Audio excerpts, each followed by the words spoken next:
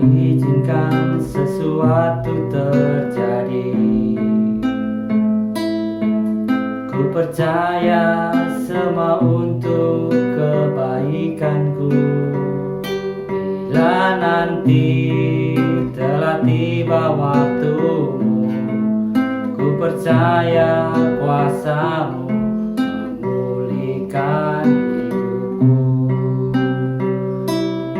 Waktu Tuhan pasti yang terbaik, walau kadang tak mudah dimengerti. Lewati cobaan, ku tetap percaya waktu Tuhan pasti yang terbaik. Waktu Tuhan pasti yang terbaik, walau kadang tak mudah dimengerti. Lewati cobaan, ku tetap percaya waktu Tuhan pasti yang terbaik.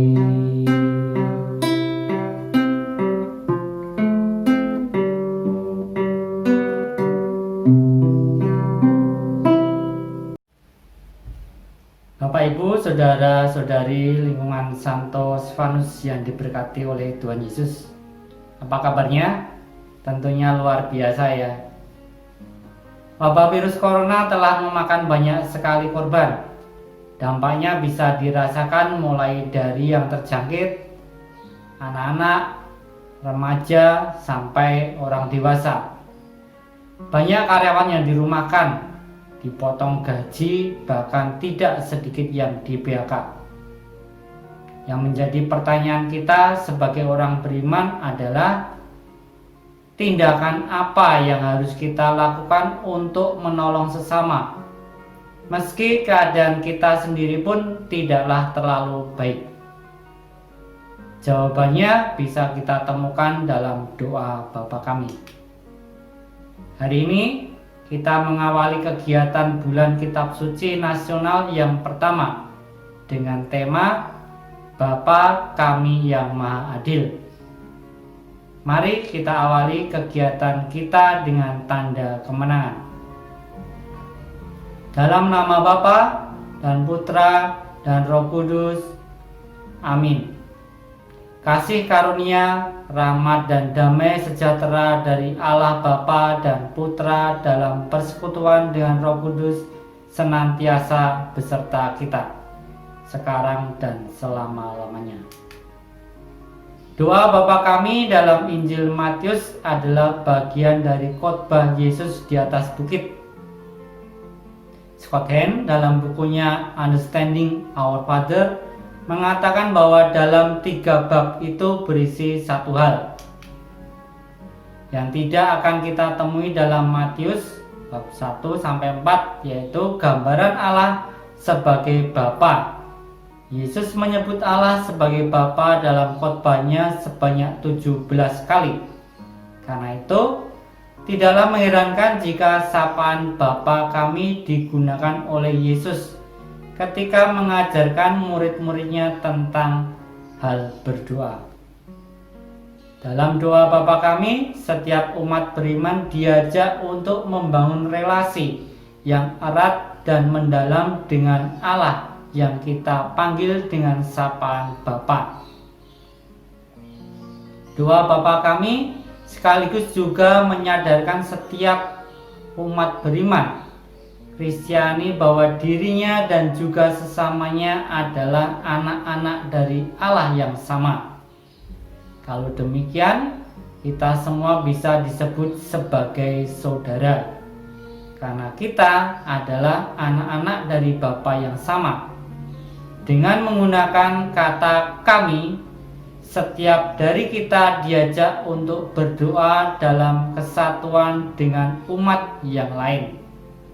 Dalam pengajaran tentang hal berdoa dalam Matius bab 6 ayat 5-8, Tuhan Yesus mengharapkan agar para pengikutnya menghindari hal-hal seperti di bawah ini.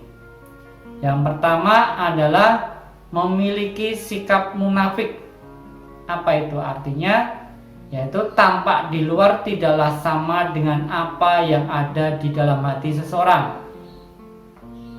Ketika berdoa, motivasi orang munafik hanyalah supaya mereka dilihat dan dipuji oleh orang. Mereka tidak sungguh-sungguh menjalin relasi pribadi dengan Bapa. Yang kedua, tidak mengenal pribadi yang kita sapa dalam doa. Hal itu mengakibatkan orang menjadi bertele-tele dalam berdoa. Mereka menyangka dengan banyaknya kata-kata dalam doa, maka doanya akan dikabulkan. Tuhan Yesus menegaskan bahwa Bapa mengetahui apa yang kita perlukan, bahkan sebelum kita minta kepadanya. Doa Bapa kami terdiri dari 7 permohonan yang bisa dibagi menjadi 2 fokus. Fokus pada Allah dengan ungkapan namamu, kerajaanmu, kehendakmu. Fokus pada apa yang dibutuhkan manusia dengan ungkapan berilah kami, ampunilah kami, janganlah masukkan kami, bebaskanlah kami. Dalam pertemuan ini kita akan menggali bahwa doa Bapa kami ternyata mengajarkan kita untuk bersikap adil dengan orang-orang di sekitar kita. Marilah kita awali kegiatan hari ini dengan berdoa bersama. Bapa kami yang Maha Adil, puji syukur dan terima kasih untuk kesempatan pada hari ini, di mana kami boleh berkumpul bersama dalam ikatan kasih. Kami mohon bukalah hati dan pikiran kami untuk menggali kekuatan doa yang diajarkan oleh Yesus Putramu.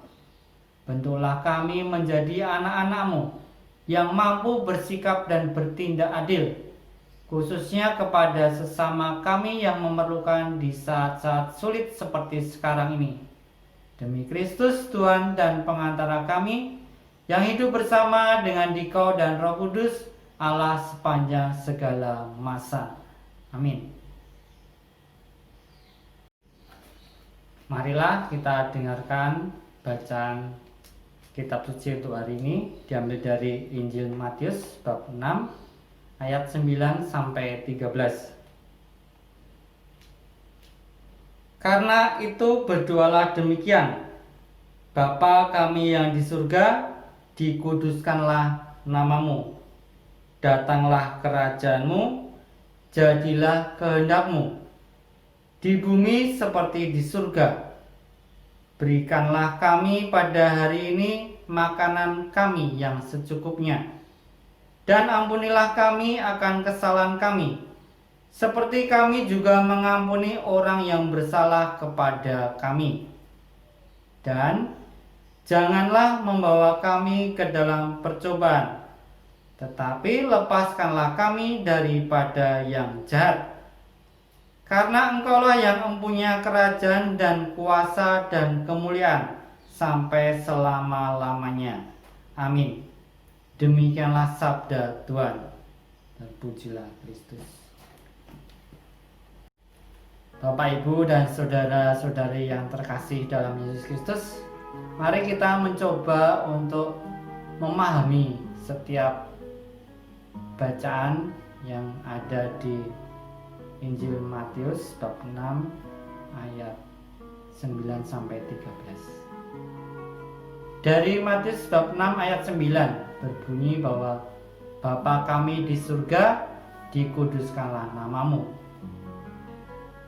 Tuhan Yesus menyapa Allah sebagai Bapa. Sebutan Bapa dalam doa Bapa kami diterjemahkan dari bahasa Aram, yaitu Abba, yang menggambarkan sebuah kedekatan relasi yang istimewa. Kata kami yang digunakan di sini menunjukkan pada komunitas umat beriman yang disatukan dalam ikatan yang istimewa dengan Allah. Doa Bapa kami tidak hanya sekedar untuk dihafalkan atau diucapkan begitu saja, tetapi kedekatan dengan Bapa itu harus tampak dalam hidup kita sehari-hari, termasuk juga mewarnai relasi kita dengan orang-orang di sekitar kita. Ungkapan Bapa kami yang di surga menggarisbawahi bahwa walaupun kita memiliki relasi yang sedemikian dekat dengan Bapa, tetapi ada sebuah perbedaan yang sangat mencolok antara kita dengan Bapa. Kita tidak bisa mendikte Allah ataupun menyamakan Allah dengan gambaran seorang Bapa biologis yang kita kenal selama ini. Meski dekat, tetapi kita diajak bisa menempatkan Allah di atas segalanya yang ada di dunia ini, termasuk kemahakuasaan, kehendak dan keadilannya. Sebagai orang beriman, sikap yang dituntut dari kita adalah menundukkan diri kita di hadapan Allah. Hal itu terungkap ketika kita memuliakan atau menguduskan nama Allah. Dalam Perjanjian Lama, kata kudus berarti terpisah atau istimewa dari yang lain. Allah yang kudus ini menghendaki agar umatnya juga menjadi kudus. Artinya yang cara hidupnya terpisah atau berbeda dengan cara hidup dunia sekitarnya. Untuk ayat berikutnya adalah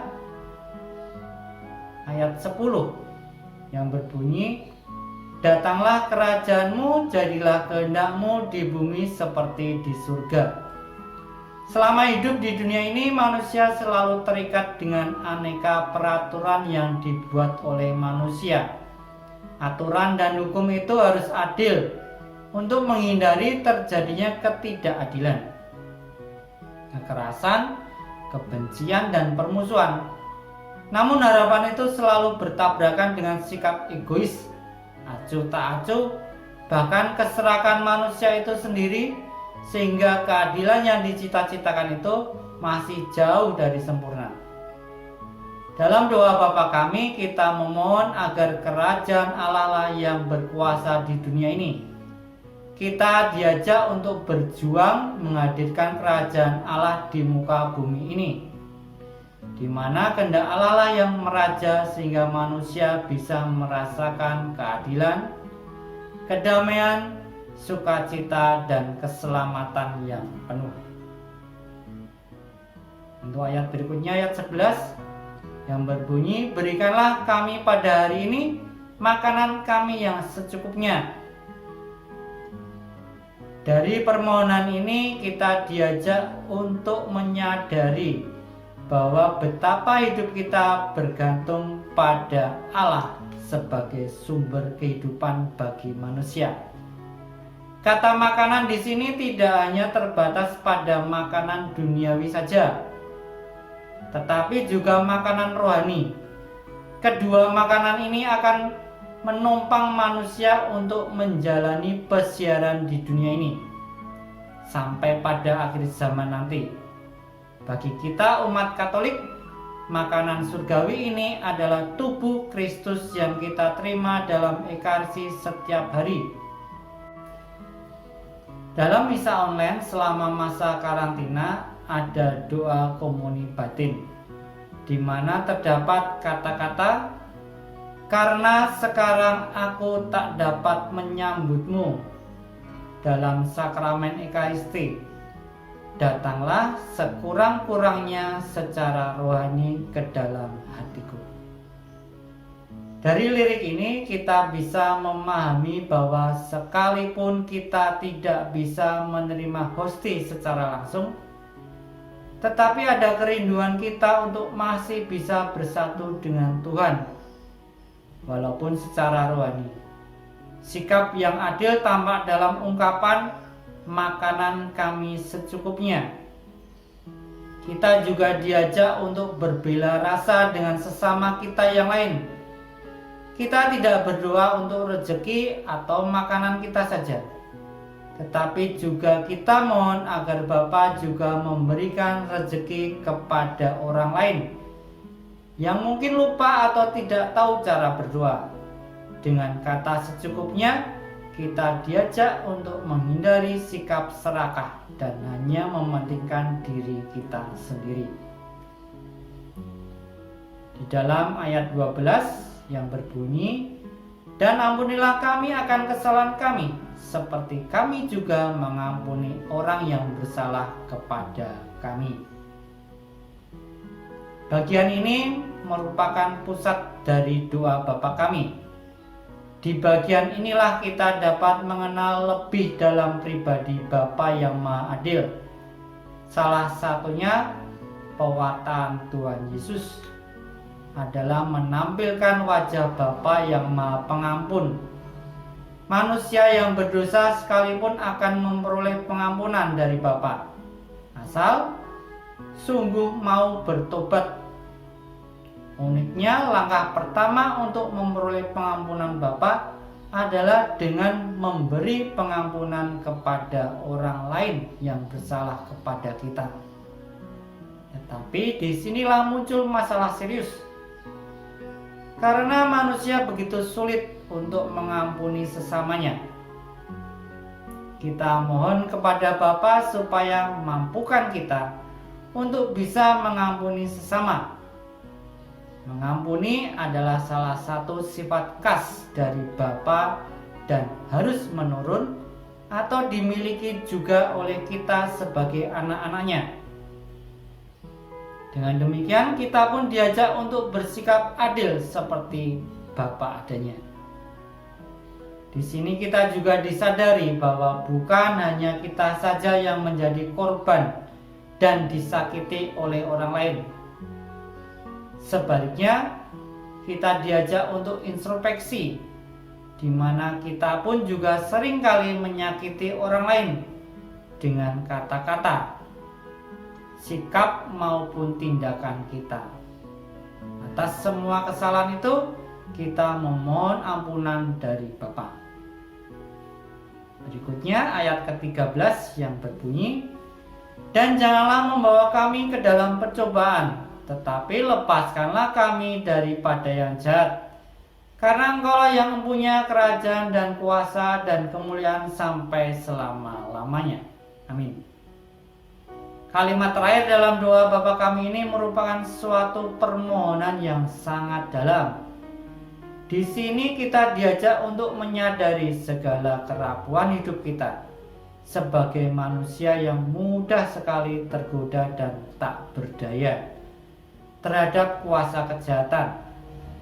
Cara untuk terbebas dari yang jahat adalah menyatukan hidup kita dengan Bapa. Mari kita lanjutkan dengan doa umat. Marilah kita berdoa. Bapa yang di surga, penyelamat hidup kami, Engkau telah bertemu mereka yang sakit tubuh dan jiwanya. Engkau merawat mereka, Engkau menghibur mereka, dan Engkau menyembuhkan mereka. Kau juga yang membebaskan mereka dari rasa takut, dari rasa sedih dan kehilangan harapan. Kami mohon, kabulkanlah doa kami ya Tuhan. Bapa yang berbelas kasih, akhirilah wabah yang mengerikan dan mengancam semua bangsa di dunia ini. Berkatilah, bantulah, dan ilhamilah kami semua dan mereka yang ada di sekeliling mereka. Kami mohon, kabulkanlah doa kami. Ya Bapa, berilah kami kekuatan, kuatkanlah iman kami, hidupkanlah kembali harapan kami, dan bantulah kami untuk semakin murah hati. Kami mohon, kabulkanlah doa kami ya Tuhan. Dengan segenap hati dan jiwa kami berdoa bagi keluarga, kerabat, dan teman kami yang telah Engkau panggil untuk berpulang ke hadirat-Mu. Bersama dengan Kristus, kami yakin dan percaya mereka bahagia di dalam kerajaan-Mu, agar semua air mata kami terhapus melihat kedamaian dan sukacita mereka di surga-Mu. Kami mohon, kabulkanlah doa kami ya Tuhan. Ya Bapa, pandanglah kami semua warga lingkungan Santo Stefanus yang kini berhimpun di hadapan hadirat-Mu. Bantulah kami untuk menyerahkan hidup kami sepenuhnya ke dalam penyelenggaraan ilahi-Mu, sehingga kami selalu menjadi umat yang berkenan kepadamu. Dan Engkau sendirilah yang menjadi penjamin hidup kami. Kami mohon, kabulkanlah doa kami ya Tuhan. Bapa, dengarkanlah juga doa-doa pribadi kami masing-masing.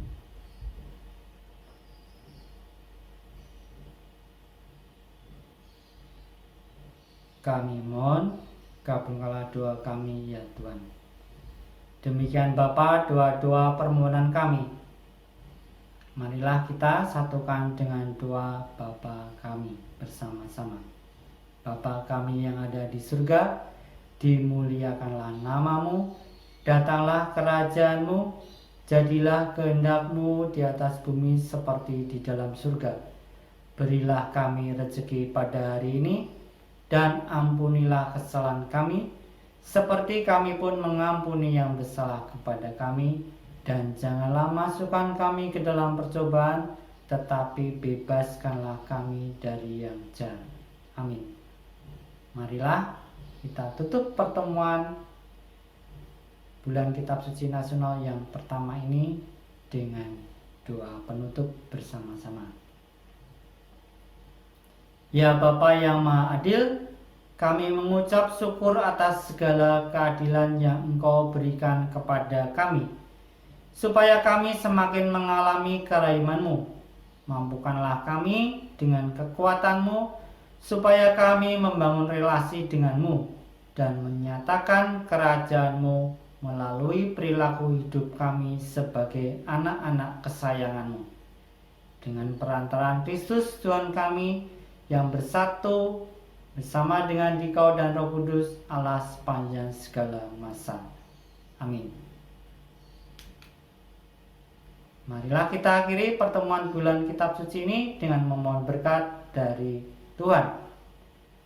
Tuhan beserta kita sekarang dan selama-lamanya. Semoga kita semua diberkati oleh berkat Allah yang Maha Kuasa, dalam nama Bapa, Putra, dan Roh Kudus. Amin. Pertemuan bulan Kitab Suci yang pertama sudah selesai. Marilah kita mengambil buah sabda dari pertemuan hari ini, supaya setiap orang dapat mengalami kerajaan surga di bumi ini. Amin. Mari kita tutup dengan lagu penutup.